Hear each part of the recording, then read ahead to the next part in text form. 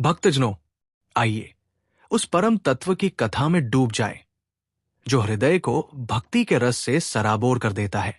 ये कथा आपके मन को मंत्रमुग्ध करेगी, आत्मा को आलोकित करेगी और आपको उस अनंत सत्य के दर्शन कराएगी जो शिव, शक्ति, हरि और सभी देवताओं में एकरूप है। हमारे YouTube चैनल जीवन मंत्र पर ऐसी ही आत्मिक कथाएं और भक्ति भरे वीडियो आपको प्रतीक्षा कर रहे हैं। चैनल पर जाएं। हर कथा आपके जीवन को नई दिशा देगी। हर वीडियो आपके हृदय को प्रेम और श्रद्धा से भर देगा। जब भक्तों की सभा में भगवान की लीलाओं और तत्वों की चर्चा होती है तो श्रोताओं के हृदय में अनेक प्रश्न उठते हैं। ये प्रश्न हमारे पवित्र ग्रंथों शिव पुराण, देवी भागवत, श्रीमद् भागवत और अन्य शास्त्रों के गहन अध्ययन से उत्पन्न होते हैं। एक प्रश्न जो बार बार मन में आता है वो ये है कि शिव पुराण में भगवान शिव को सर्वश्रेष्ठ बताया गया है, जो सृष्टि के मूल और संपूर्ण विश्व के आधार है।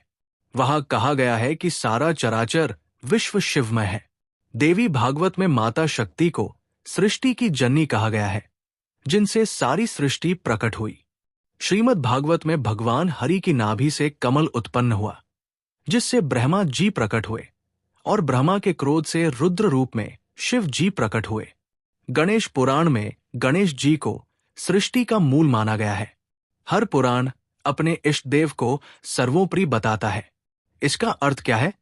क्या कोई पुराण असत्य बोलता है या इसमें कोई गहरा रहस्य है जो हमें परम तत्व की एकता की ओर ले जाता है? इस प्रश्न का उत्तर समझने के लिए हमारे YouTube चैनल जीवन मंत्र पर उपलब्ध कथाएं और व्याख्याएं देखें। हमारा चैनल भक्ति और ज्ञान का अनमोल खजाना है, जहां ऐसी आध्यात्मिक चर्चाएं जीवंत और हृदय स्पर्शी ढंग से प्रस्तुत की जाती है। चैनल को सब्सक्राइब करें और नियमित रूप से ऐसी कथाएं सुनें जो आपके जीवन को भक्ति के रंग में रंग दे। हमारी कथा परम तत्व की एकता आपके मन को आलोकित करेगी और आपको इस गहन सत्य के करीब लाएगी। सभी पुराण एक ही सत्य की ओर संकेत करते हैं। परम तत्व एक है जो विभिन्न नामों और रूपों में प्रकट होता है। शिव पुराण कहता है सब कुछ शिव तत्व से उत्पन्न हुआ है, ये संपूर्ण विश्व शिवमय है। देवी भागवत घोषणा करता है माता शक्ति ही सृष्टि की जननी है, वही सर्वशक्तिमान है। श्रीमद् भागवत कहता है भगवान हरि की नाभि से कमल प्रकट हुआ, जिससे ब्रह्मा जी की उत्पत्ति हुई और ब्रह्मा के क्रोध से रुद्र रूप में शिव प्रकट हुए। प्रथम दृष्टि में ये कथन परस्पर विरोधी लग सकते हैं, परंतु ऐसा है नहीं। प्रत्येक पुराण उस एक तत्व को अपने इष्ट देव के दृष्टिकोण से प्रस्तुत करता है, परंतु सभी एक ही सत्य की बात करते हैं।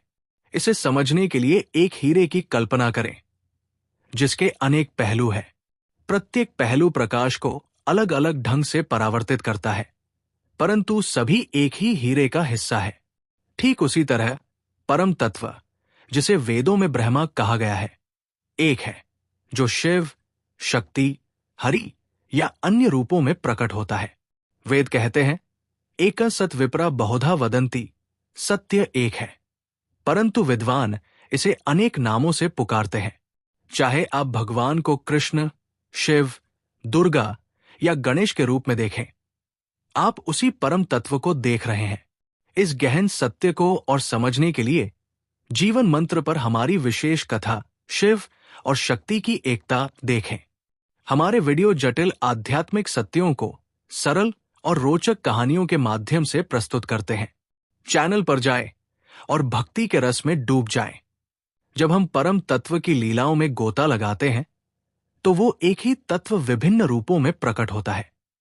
कभी शासक के रूप में, कभी शासित के रूप में, कभी भक्त के रूप में, कभी भगवान के रूप में। इस लीलामय खेल में भेद प्रतीत होते हैं, परंतु तत्व एक ही रहता है। शिव पुराण में वर्णित है कि ब्रह्मा और विष्णु शिव के अनंत लिंग के आदि और अंत का पता लगाने का प्रयास करते हैं, परंतु असफल रहते हैं, जो शिव की अनंतता को दर्शाता है। वे 100 कल्प तक उतरते चढ़ते रहे, फिर भी लिंग का पार न पा सके। श्रीमद् भागवत में विष्णु की नाभि से ब्रह्मा प्रकट होते हैं और ब्रह्मा के क्रोध से रुद्र रूप में शिव का प्रादुर्भाव होता है। इसे सरल शब्दों में कहें तो विष्णु से ब्रह्मा और ब्रह्मा से शिव प्रकट हुए। देवी भागवत में माता शक्ति को वो आदि शक्ति बताया गया है जिससे ब्रह्मा, विष्णु और शिव प्रकट हुए। ये कथाएं विरोधी नहीं बल्कि उस एक तत्व की विभिन्न अभिव्यक्तियां हैं। ये लीला एक विशाल नाटक की तरह है जिसमें परम तत्व हर भूमिका निभाता है। सृष्टिकर्ता, पालक, संहारक, भक्त और यहां तक कि विरोधी भी।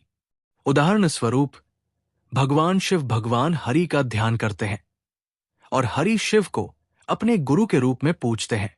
यदि आप शिव से पूछें कि आपका इष्टदेव कौन है तो वे कहेंगे हरि, और यदि हरि से पूछें तो वे कहेंगे शिव। ये परस्पर भक्ति उनकी एकता को दर्शाती है, न कि भेद को। शास्त्र कहते हैं चिद लक्षणम सर्व राधा कृष्ण अम्यन जगत। संपूर्ण विश्व राधा कृष्ण शिव शक्ति या आपके इष्टदेव के चैतन्य से परिपूर्ण है। इस लीलामय एकता को और गहराई से समझने के लिए जीवन मंत्र पर हमारी विशेष कथा शिव और शक्ति की एकता देखें। हमारे वीडियो इस जटिल सत्य को रोचक कहानियों और उदाहरणों के माध्यम से सरल बनाते हैं। चैनल को सब्सक्राइब करें और भगवान की लीलाओं में डूब जाएं। जब हम केवल बुद्धि से इन सत्यों को समझने का प्रयास करते हैं तो भ्रम और तर्क वितर्क में फंस जाते हैं। शास्त्रों में कहा गया है कि सच्चा ज्ञान भक्ति, साधना और हृदय की पवित्रता से प्राप्त होता है। बिना भगवान के नाम जप, शुद्ध आहार और ब्रह्मचर्य के अभ्यास के मन द्वैत में उलझा रहता है और परम तत्व की एकता को ग्रहण नहीं कर पाता। जैसा कि मूल कथा में कहा गया, जो लोग लीला और तत्व को नहीं समझते वे झगड़ा शुरू कर देते हैं कि शिव को छोटा कैसे कह दिया या कृष्ण को सर्वोच्च कैसे माना।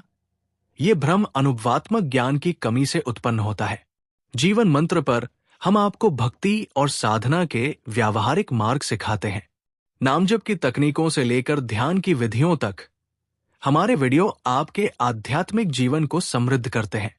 हमारे नवीनतम वीडियो भक्ति से तत्व की प्राप्ति देखें और अपने हृदय को भगवान के प्रेम से भर लें।